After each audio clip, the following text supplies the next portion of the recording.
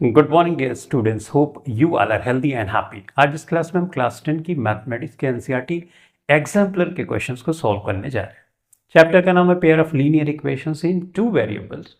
Exercise 3.3 का question number 13 है। Question number 13 says write an equation of a line passing through the point representing solution of the pair of linear equations x plus y is equal to 2 and 2x minus y is equal to 1। दो ये हमको linear equations दी गई हैं। हम सबसे पहले x और y की वैल्यू फाइंड करेंगे। इसका मतलब ये x और y की वैल्यू वही है जो ग्राफ पे हमको दिखेगी, यानी ग्राफ पेपर पे अगर हम इनको प्लॉट करें दोनों इक्वेशंस को, तो इंटरसेक्टिंग लाइन आएगी और एक पॉइंट होगा जहां पर ये दोनों लाइन एक दूसरे को कट करेगी। उस पॉइंट का जो कोऑर्डिनेट होगा ऑब्वियसली x और y होगा। तो उस पॉइंट से कितनी लाइन क्रॉस करेंगी जा सकती है वो हमको फाइंड करना है। तो सबसे पहले हमारा टास्क है हम x और y की वैल्यू फाइंड कर लेते हैं। उसके बाद हम फील करेंगे कि ये क्वेश्चन क्या बोल रहा है और इस क्वेश्चन को हमें कैसे सॉल्व करना होता है। तो x और y की वैल्यू अलजेब्राइक मेथड से हम पहले सॉल्व करके यहां पे फाइंड करते हैं। ये 2 है, ये है बच्चों 2x है, माइनस y है इज इक्वल टू 1 है, राइट। तो बड़ा सिंपल है, इसको इक्वेशन फर्स्ट मान लेते हैं, इसको इक्वेशन सेकंड मान लेते हैं।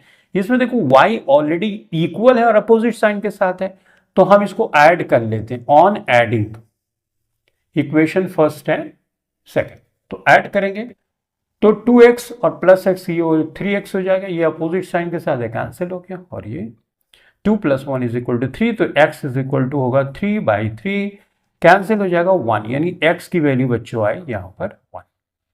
अब इस x की वैल्यू किसी भी इक्वेशन में रखते हैं, लेट्स से यहां पे रखते हैं, तो 1 हो गया और y इज इक्वल टू हो गया 2, तो y इज इक्वल टू हो गया, पॉजिटिव का है तो इक्वल साइन किधर जाएगा तो अपोजिट साइन होगा, यानी नेगेटिव। 2 - 1 इज इक्वल टू 1, यानी y की वैल्यू, ठीक है, x की वैल्यू 1 आ रही है, y की वैल्यू 1 आ रही है। तो बच्चों अगर ग्राफ पेपर पे हम प्लॉट करें लेट्स से, तो ये सिचुएशन क्या आएगी, ये क्या आएगी वो मैं बताने की कोशिश करता हूं। कुछ इस तरह की सिचुएशन आएगी, मैं प्लॉट तो नहीं कर रहा हूं, मैं आपको बता रहा हूं कि इस तरीके से x इज इक्वल टू 1 मतलब यहां पे कुछ, और y ये है यहां, यानी यहां पे ये जो पॉइंट आएगा यहां पे कुछ इस तरह की सिचुएशन आएगी, यू आ गई और एक लाइन यू चली गई, ठीक है, यहां पे ये लाइन आके कट करेंगे, इस तरह की सिचुएशन, ठीक। तो इस पॉइंट का कोऑर्डिनेट क्या होगा, x एक्सिस पे 1 है और y एक्सिस पे 1 है, सही है। तो इसका मतलब x और y की वैल्यू ग्राफ पेपर पे कुछ इस तरह से हमको दिखेगी, यानी इस पॉइंट का कोऑर्डिनेट होगा 1,1। हमसे पूछा यह जा रहा है कि इस पॉइंट से कितनी लाइन ऐसी क्रॉस कर सकती हैं, ठीक है। तो यहां पे देखो बच्चों कितनी लाइन क्रॉस कर सकती है आप बताओ। बहुत सी लाइन ऐसी क्रॉस कर सकते हैं जो इसी पॉइंट से होके गुजरे, जैसे ये भी लाइन तो क्रॉस कर सकती है, इसी पॉइंट से होके गुजर रही, ये भी लाइन क्रॉस कर सकती है, ये भी लाइन क्रॉस कर सकती है, ये भी लाइन, यानी इस पॉइंट से infinite number of lines cross कर सकती है। तो how many such lines can be find, we can find infinite number of lines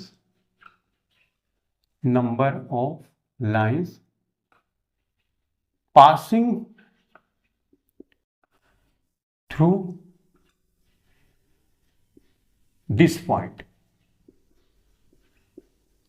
और उस पॉइंट का कोऑर्डिनेट क्या है 1,1 का। तो इसका सॉल्यूशन तो हमने फाइंड कर लिया कि इनफाइनाइट नंबर ऑफ लाइंस उस पॉइंट से होकर गुजर सकती है। देखने से भी लग रहा है, आपने फील भी कर लिया होगा, हाँ इस पॉइंट से तो बहुत सी लाइंस पास कर सकती है।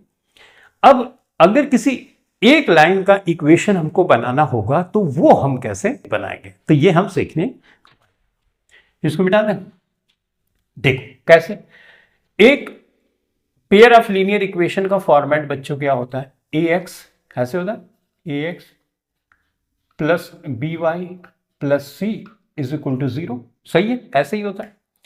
अब देखो a की जगह मान लो मैं 1 रख देता हूं, तो ये x हो जाए, b की जगह 1 रख देता हूं तो ये 1 हो जाएगा। तो c की वैल्यू हमको ये कुछ इस तरह से मान लो इस इक्वेशन को हम रिप्रेजेंट करना चाहते हैं ये सिचुएशन को फुलफिल करने के लिए। तो बच्चों x की वैल्यू हमने फाइंड की। देखो मान लो ये इक्वेशन मैंने ले ली जो linear equation in two variable का फॉर्मेट होता है उसमें, ठीक है। अब यहाँ a की वैल्यू 1 है, y की वैल्यू a की वैल्यू 1 है, b की वैल्यू 1 है और c की वैल्यू अब हमको निकालनी होगी, लेकिन हमको x और y की वैल्यू तो चाहिए। तो x और y की वैल्यू वही लेंगे जो यहाँ पे आंसर आया है, तभी जो लाइन पास करेगी उसी पॉइंट से 1,1 से पास करेगी। तो यहाँ पे 1 रख दिया हमने, यहाँ पे 1 रख दिया। तो c की वैल्यू अब हम फाइंड करेंगे। तो इस तरह से 1 1 2 हो गया, तो ये हो गया। तो c की वैल्यू हो जाएगी बच्चों -2।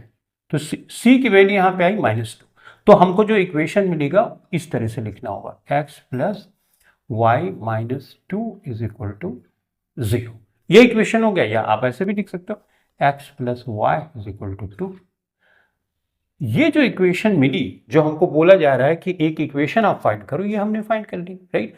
और ये इक्वेशन रिप्रेजेंट करेगा इस तरह से कि 1,1 वाला जो पॉइंट है वहीं से इसको अगर ग्राफ पेपर पे आप प्लॉट करोगे तो लाइन होकर गुजरेगी। और भी बहुत सी इक्वेशन आप फाइंड कर सकते हो। इस क्वेश्चन में एक ही बोला गया, लेकिन एक और फाइंड करके मैं आपको बताता हूं। जैसे आपने ले लिया 3x plus 2y plus 3 is equal to 0, ठीक है। x की वैल्यू आपको यही रखनी होगी, ये चेंज नहीं कर। अगर आप ये चेंज कर दोगे x और y की वैल्यू तो इस पॉइंट से होके नहीं गुजरेगी, फिर ये जो इक्वेशन आएगी उसका ग्राफ पे आप प्लॉट करोगे तो, ठीक है।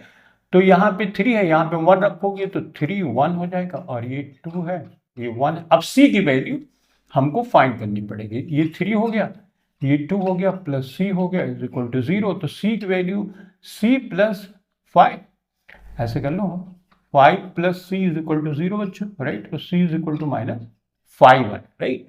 तो अब यहाँ पे रख दो, ये 3x है प्लस 2y है और 5 की वैल्यू यहाँ पे -c हमने निकाली है, तो ये 0 कर दिया। या ऐसे भी कर सकते हो 3x plus 2y is equal to 5, right. ये एक दूसरी इक्वेशन भी हो गई और इस इक्वेशन को आप ग्राफ पेपर पे प्लॉट करोगे तो वो भी इस पॉइंट से होकर गुजरने वाली है। तो इसका मतलब यहाँ पे कोएफिशिएंट की वैल्यू हम चेंज करते रहे, x और y की वैल्यू हम नहीं चेंज करेंगे, उससे c की वैल्यू निकालेंगे और इस तरह से हम बहुत सी इक्वेशंस फाइंड कर सकते हैं। और उन इक्वेशंस को जब हम ग्राफ पे प्लॉट करेंगे तो 1,1 का जो पॉइंट है ना, वो सारी लाइंस उसी से होकर गुजरे, उन इक्वेशंस के जितनी लाइंस होगी उसी से होकर गुजरेंगी। I hope you have understood properly how to solve these kinds of questions. तो चलो अब हम सॉल्व करेंगे